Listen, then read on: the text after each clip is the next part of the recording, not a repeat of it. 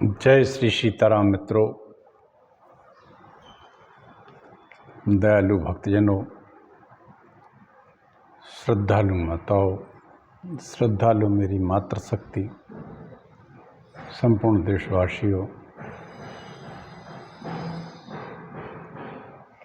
आइए आप सब मानसिक रूप से नैमिषारण्य तीर्थ चलें, जहाँ सूत जी श्रीमद् देवी भागवत की कथा कह रहे हैं। उसी कथा को मैं आपके सामने कह रहा हूँ। छोटा सा मंगलाचरण करते हैं, इसके बाद कथा कहेंगे। कथा तृतीय स्कंध में चल रही है और ये 24वां अध्याय है।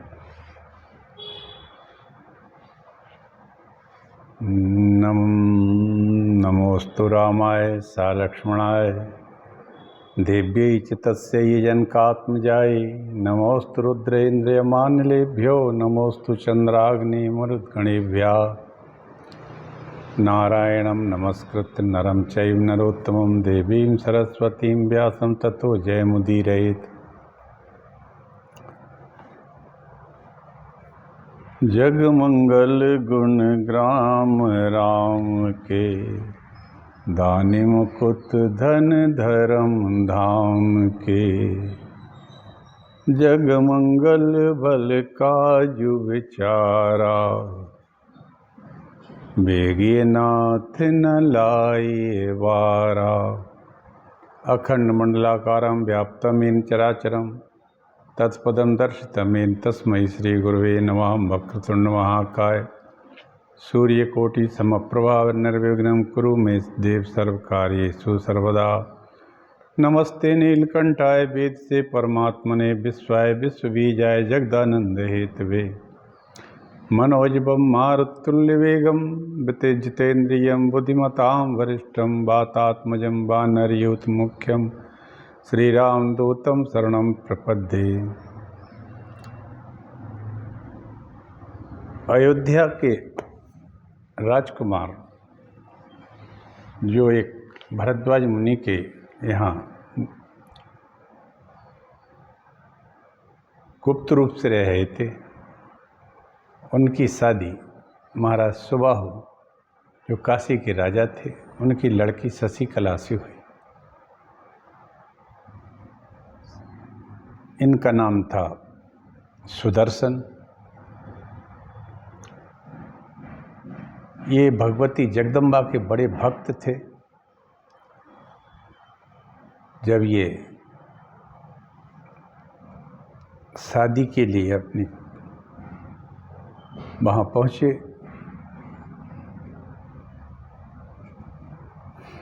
तब शादी इनकी उन्होंने कर दी, विवाह हो गया।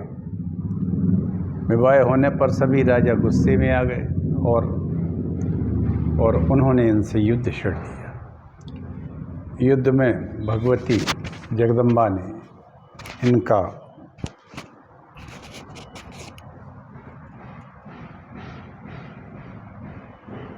साथ दिया, प्रकट हो गई युद्ध स्थल में, और उन्होंने जो राजा इनसे युद्ध करने आए थे उनको मार गिराया, मार भगाया। उसी में इनका एक सौतेला भाई और उसका नाना युधाजित, ये भी मारे गए।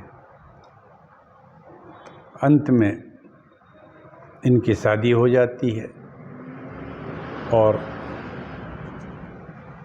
सुबाहु नाम का जो राजा था, उसने माता जी यानी कि भगवती जगदम्बा से कहा कि आप काशी में निवास करें। अब आगे की कथा आगे कहता हूँ।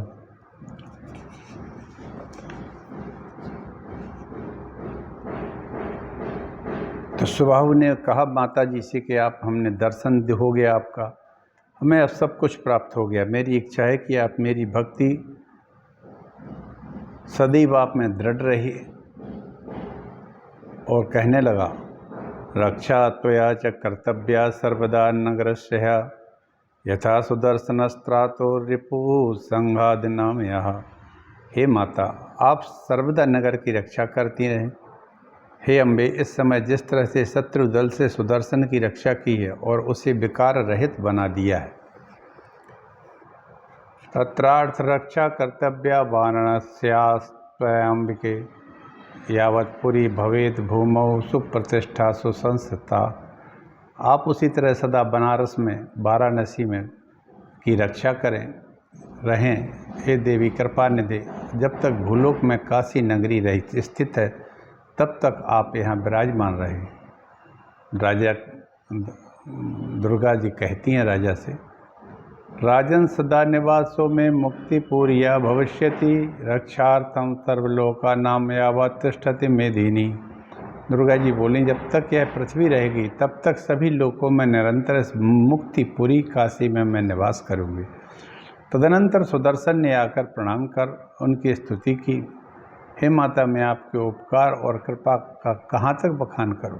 हे भगवती, अब आप मुझे कृपा करके यह बतलाएं कि मैं क्या करूं, कहाँ जाऊं? मैं आपकी ही आज्ञा के अनुसार कार्य करूंगा। देवी कहने लगी, हे वत्स, अब तुम अपनी पूरी अयोध्या में जाकर अपने कुल की मर्यादा के अनुसार राज्य करो।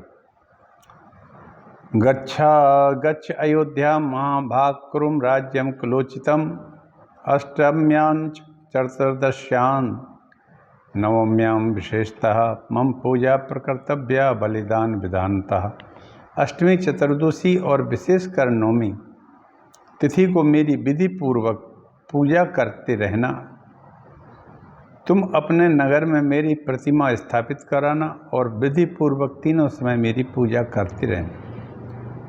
शरत काले महापूजा कर्तव्या मम सर्वदा नवरात्र विधानेन भक्ति भायुतेन च। शरत काल में सर्वदा नवरात्र विधान के अनुसार भक्ति भाव से युक्त होकर पूजा करनी चाहिए।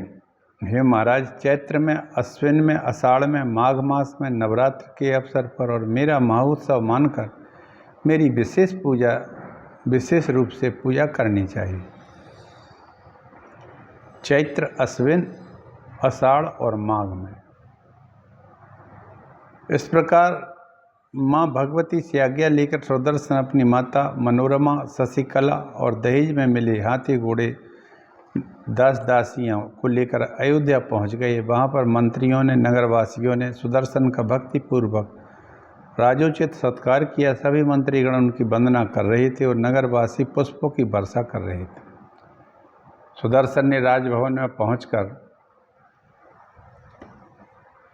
शत्रुजित की माता को प्रणाम किया और कहा, माता, इन दोनों युधाजित और शत्रुजित को मैंने नहीं मारा है, स्वयं भगवती ने इनका वध कर दिया। आप शोक का त्याग करें। आप मेरी मनोरमा माता के ही समान है, कोई भेद नहीं समझना।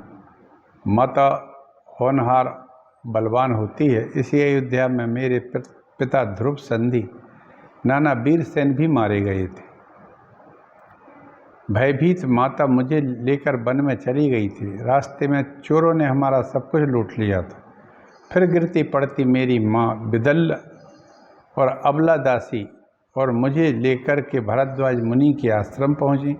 वहाँ पर मुनि की कृपा से फल फूल आदि खाकर अपना समय व्यतीत किया। अब माता भगवती की कृपा से आज मैं इस अवस्था में यहाँ आया हूँ। सुदर्शन की बात सुनकर शत्रुजित की माता अपने आंसू पहुँचकर कहने लगी, पुत्र, मुझे दुख है कि मेरे पिता युधाजित ने तुम्हारे नाना का वध किया और मेरे पुत्र के लिए राज्य का हरण कर लिया, लेकिन मैं कुछ करने में असमर्थ थी। लीलावती कहने लगी, कुरु राज्य महाभाग प्रजा पालय सुब्रत भगवत्या प्रसादेन प्राप्त मेथ दक कंटकम। तुम राज्य करो, प्रजा का पालन करो। हे सुब्रत, भगवती की कृपा से ही तुमको यह अकंटक राज्य प्राप्त हुआ। सुदर्शन को यह राज्य माता जगदम्बा की कृपा से प्राप्त हुआ था। राजा सुदर्शन के आदेश से मंत्रियों ने नगर में प्रतिष्ठित लोगों से मुहूर्त में माता भगवती की स्थापना करा के उत्सव प्रारंभ किया। विधिवत हवन, पूजन और प्रसाद आदि के विभिन्न सुंदर आयोजन हुए। इस प्रकार कौशल देश में अंबिका प्रतिष्ठित एवं विख्यात हो गई। सुदर्शन ने राज्य प्राप्ति के कुछ ही दिनों में सभी राजाओं को अपने अधीन कर महाराज रघु और राम की तरह प्रजा का पालन किया। महाराज सुबाहु ने काशी में जाकर शुभ मुहूर्त में मंदिर बनवाकर उसमें विधि विधान से देवी जी की प्राण प्रतिष्ठा करके विधि विधान यज्ञ हवन और संत भक्तों को प्रसाद वितरण किया। काशीवासी दुर्गा की उस प्रकार पूजा करने लगे जैसे भगवान विश्वनाथ की पूजा करते थे। हे राजन, सभी लोग भगवती शक्ति को मानने लगे, उनकी भक्ति भाव से स्तोत्रों के द्वारा पूजा करने लगे, उनके मंत्रों का जप होने लगा, ध्यान होने लगा। सभी भक्त नवरात्रों में देवी का पूजन करके आनंद से जीवन यापन करने लगे। नवरात्र व्रत और कुमारी पूजा का विधान, यह 24वां अध्याय अब यहाँ से शुरू हो जाता है। जन्मेजय बोले, हे द्विज श्रेष्ठ, नवरात्रि विशेषकर शारदीय नवरात्र में पूजन किस विधि से पालन होना चाहिए? व्यास जी बोले, सुनो राजन, प्रवक्ष्यामि नवरात्र व्रतम श्रवम शरत्काले विशेषण कर्तव्यम विधिपूर्वकम। व्यास जी कहने लगे, राजन, मैं पवित्र नवरात्र के विषय में बता रहा हूँ, सुनो। शरतकाल के नवरात्र में विशेषकर यह व्रत करना चाहिए। बसंत ऋतु के नवरात्र में भी इस व्रत को करना चाहिए। अमावस्या आने तक व्रत पूजन व हवन की सभी सामग्री एकत्र कर लेनी चाहिए। किसी समतल स्थान में तथा यथा समय सामान से मंडप का निर्माण करके गाय के गोबर से लिपवा कर मंडप के बीच में सुंदर चौरस स्थिर वेदी होनी चाहिए। तत्व को जानने वाले सदाचारी संयमी वेद वेदांग पारंगत विद्वानों को आमंत्रित करके उससे ब्राह्मणों प्रतिपदा को प्रातःकाल मंडप में आने को कहना चाहिए। प्रातःकाल नदी, कुआं या तालाब में स्नान करके ब्राह्मणों का वर्ण कर उनको अर्घपाद्य अर्पण करे, यथाशक्ति अनेक वस्त्र अलंकार प्रदान करे।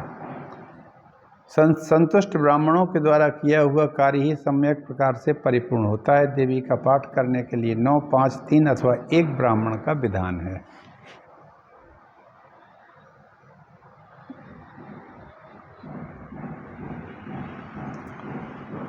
वेदी पर रेशमी वस्त्र डालकर सिंहासन पर मां दुर्गा की प्रतिमा की स्थापना करे। प्रतिमा हाथों में आयुध, सिंह पर सवार, वस्त्र आभूषणों से सजी हुई हो।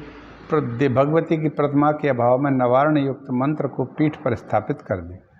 पास में पंच पल्लव युक्त जल से भरा कलश स्थापित करे। पास में पूजा की सामग्रियां रख के उत्सव के निमित्त गीत वाद्यों की ध्वनि होनी चाहिए। हस्त नक्षत्र हो युक्त नंदा प्रतिपदा तिथि में पूजन श्रेष्ठ माना जाता है।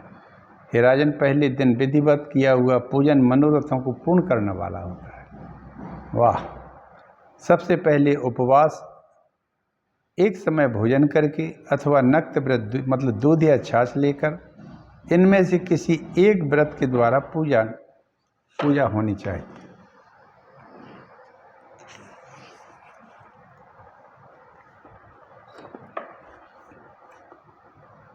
करिष्यामि व्रतं मातर्नवरात्र मनुत्तमं साहाय्यं कुरु मे देवी जगदम्ब माखिलम। पूजा करने से यह पहले प्रार्थना करें कि हे माता, मैं सर्वश्रेष्ठ नवरात्र व्रत करूँगा। हे देवी, हे जगदम्बे, आप मेरी संपूर्ण सहायता करें। इस व्रत के लिए यथाशक्ति चंदन, अगर, कपूर और मंदार, करंज, अशोक, चंपा, कनेल, मालती आदि सुगंधित पुष्पों को, बिल्व पत्रों को और धूप द्वीप से श्रद्धा से जगदम्बा की पूजा करनी चाहिए। इस प्रकार अर्घ भी देना चाहिए। नारियल, बिजौरा, नींबू, दाड़िम, केला, नारंगी, कटहल, बिल्व फल, सुंदर फलों से तथा अन्न का नैवेद्य एवं पवित्र बलि अर्पण करें। विविध प्रकार के हेमकुंड, चाहे त्रिकोण चौकोर के हिसाब से सुंदर वेदी बनाकर द्रव्यों से भली भांत भगवती का त्रिकाल प्रातः, सायं और मध्याह्न पूजन कर गायन का वादन करना चाहिए। व्रती को नित्य भूमि पर शयन करना चाहिए तथा भोजन आदि से कन्याओं का पूजन करना चाहिए। प्रति एक कुमारी को पूजन करे। एक कुमारी की संख्या से वृद्धि से, जैसे पहले दिन, दूसरे दिन, तीसरे दिन या प्रत्येक दिन 9 कुमारियों का पूजन करे। अपनी सामर्थ्य से कम धन खर्च ना करे।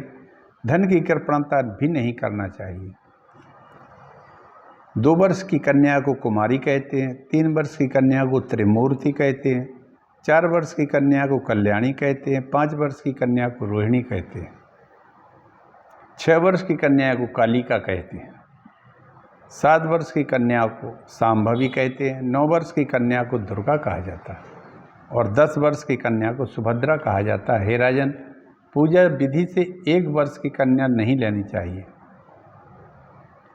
पूजा विधि में 1 वर्ष की कन्या को नहीं लेना चाहिए। 2 वर्ष की कन्या कुमारी, 3 वर्ष की त्रिमूर्ति, 4 वर्ष की कल्याणी, 5 वर्ष की रोहिणी और 6 वर्ष की कालिका, 7 वर्ष की चंडिका, 8 वर्ष की सांभवी, 9 वर्ष की दुर्गा और 10 वर्ष की कन्या सुभद्रा कहलाती हैं। इससे अधिक उम्र वाली कन्या का फिर पूजन नहीं करना चाहिए, कारण कि यह सभी कार्यों में निंदा मानी जाती है। कुमारी कन्या की नाम की कन्या का पूजन करने से दुख, दरिद्रता और शत्रुओं का नाश हो जाता है, धन और आयु तथा बल की वृद्धि होती है। त्रिमूर्ति नाम की कन्या का पूजन करने से धन धान्य का आगम होता है, पुत्र पौत्र आदि की वृद्धि होती है। कल्याणी नाम की कन्या पूजन करने से विद्या, विजय, राज्य, सुख प्राप्त होता है। कालिका नाम की कन्या से पूजन से शत्रु का नाश हो जाता है। चंडिका नाम की कन्या का पूजन करने से धन ऐश्वर्य की वृद्धि होती है। सांभवी नाम की कन्या का पूजन करने से दुख दारिद्र्य का नाश, संग्राम में विजय और दुर्गा नाम की कन्या का पूजन करने से शत्रुओं का नाश। सुभद्रा नाम की कन्या का पूजन करने से मनोरथों की सिद्धि प्राप्त होती है। रोहिणी नाम की कन्या का पूजन करने से रोगों का नाश हो जाता है। त्रिमूर्ति, कुमारी आदि की विधिवत पूजा करने से सामग्री से पूजा करनी चाहिए। श्री रस्तु इस मंत्र से अथवा किन्हीं भी श्री युक्त देवी मंत्र से तथा बीज मंत्र से भक्ति पूर्वक भगवती की पूजा करनी चाहिए। विद्वानों को चाहिए कि गंध, पुष्प, माला, वस्त्राभूषण आदि से इन मंत्रों से भगवती की पूजा करनी चाहिए।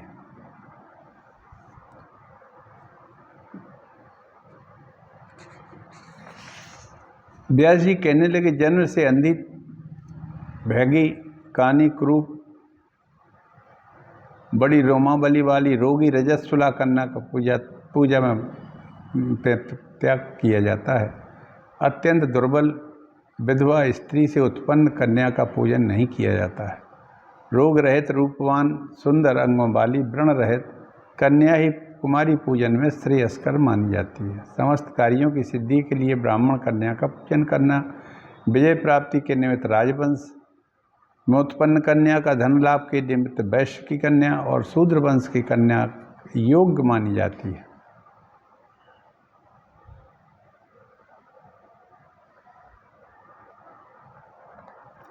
ब्राह्मण की कन्या की क्षत्रिय को ब्राह्मण का कन्या का, ब्राह्मण को ब्राह्मण कन्या के, क्षत्रियों को ब्राह्मण कन्या के, वैश्यों को ब्राह्मण, क्षत्रिय, वैश्य तीनों कन्याओं की कन्या की तथा शूद्र को चारों वर्णों की कन्या का पूजन करना चाहिए। यदि कोई ऐसा व्यक्ति नवरात्र पर्यंत पूजा करने में असमर्थ हो तो अष्टमी तिथि को विशेष रूप से अवश्य पूजन करना चाहिए। पुरष्टम्याम भद्रकाली दक्ष यज्ञ विनाशिनी प्रादुर्भूता महायोगा योगिनी कोटि भी सहा। व्यास जी कहने लगे, राजन, प्राचीन काल में दक्ष का यज्ञ भंग करने वाली महाभयानक भगवती करोड़ों योगिनियों सहित अष्टमी तिथि को ही प्रकट हुई थी। इस तरह से ये 24वां अध्याय की कथा चल रही है। हम अपनी वाणी को यहीं विराम देते हैं और आगे की कथा कहेंगे, कल कहेंगे या आगे कहेंगे। कथा चूँकि धीरे धीरे चल रही है, इसलिए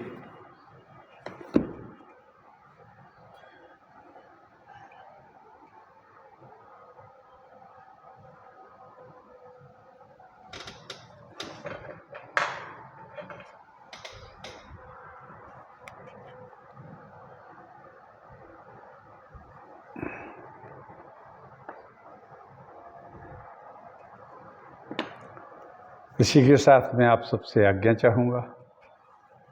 श्रीमद् देवी भागवत की कथा अत्यंत पुण्यमयी है, आप लोग सुनिए। इससे आपके सभी तरह के लौकिक और पारलौकिक जो भी उद्देश्य हों, इच्छाएँ हों, वो पूर्ण होती हैं। जय जगदम्बे, जय महाकाल, हर हर महादेव, जय श्री राम।